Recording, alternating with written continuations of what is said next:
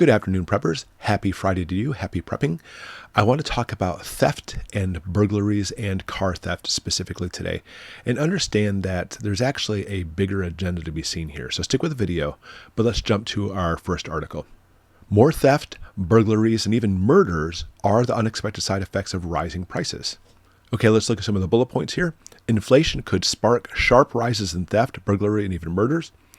Richard Rosenfeld said high inflation was creating more demand for stolen goods, and retailers fear police are now focusing more on violent crime than on burglary and theft. That is so true.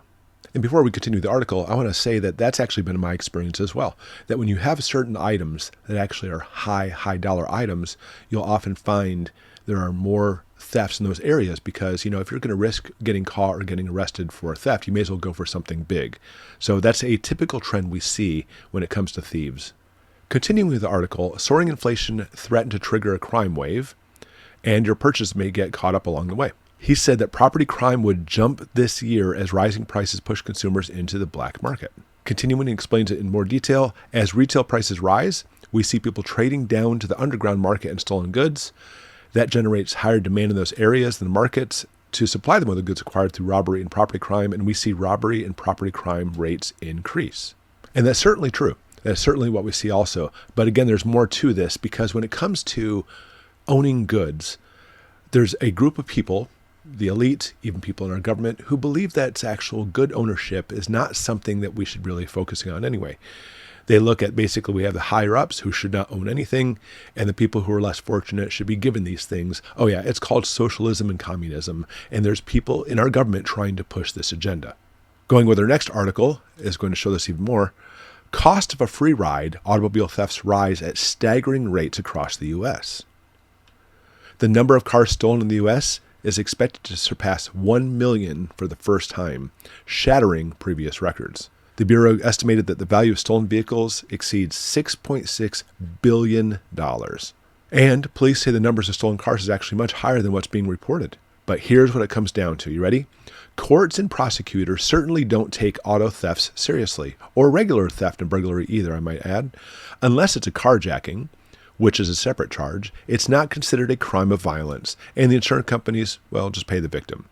That really skews the numbers both from the prosecutors and the police, which are downplaying the crime because they know it won't stick. And that's what it comes down to.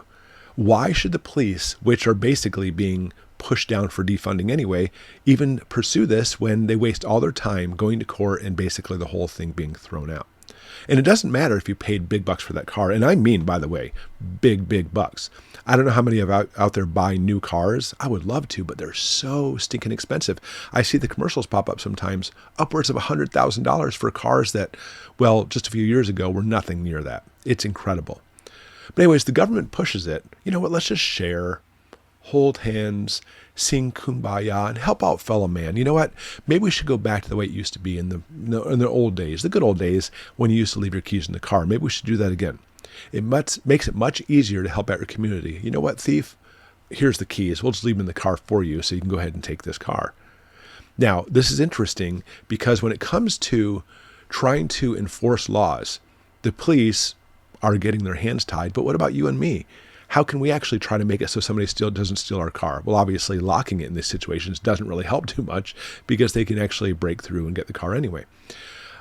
When it comes to Michigan, the beautiful land of Michigan, and Michigan itself has the most amazing, beautiful land and the most amazing people, but the government here sucks. It's absolutely horrible. And it's because of the cities, by the way, pushing this agenda to actually get, we're not going to mention our governor. But listen to this. Michiganders can't use deadly force to protect their car or home, for example. Michigan's stand your ground law only protects lethal force only when the person is using it as a danger to serious body injury, sexual assault, or death. In other words, if somebody is going to take my car, and even if that person's armed and is not pulling out his weapon, I'm literally supposed to sit back and say, go ahead and take the car. Maybe our governor would like it if I just gave him the keys also to make it a little bit easier on him. That's literally what our government's pushing, this crap agenda. That even though that's my car, it's not my car, and I can't do what I can to try to protect it. Now, and I'm not all for trying to just go over it and just off somebody who's trying to take my car. I'm not saying that. Okay, but the Michigan law is absolutely awful because it simply makes it so this progressive PS that's sweeping the whole country, by the way, not just Michigan, it's going everywhere, is making it easier for the criminals. Not only are they not prosecuting them, but also think about this. It used to be, practically speaking, every American, not everyone, but practically speaking, owned a way to protect themselves, which I can't say on YouTube if you know what I'm talking about. Back then, it was much more reluctant somebody's going to rob you, especially in your home, because they think you might have one of those things to protect yourself. So do you find it's actually interesting? Do you think it's more than a coincidence? I don't believe in coincidences, that those same people who are trying to take our rights to own those things are also making it so the criminals can actually get off scot-free without being prosecuted. You understand that this is actually orchestrated and planned out. So when we actually see car theft seriously on the rise, when we see robberies and theft on the rise because of inflation and everything else, that's all part of their plan. And that plan is called socialism. That's what they're trying to do, is push the socialism where literally everybody owns nothing. The government will take care of everything for you, and you can just live your days happy as can be. It's not my plan, it's theirs. And as far as Goshen prepping goes, we need to prepare for this because unfortunately it's coming.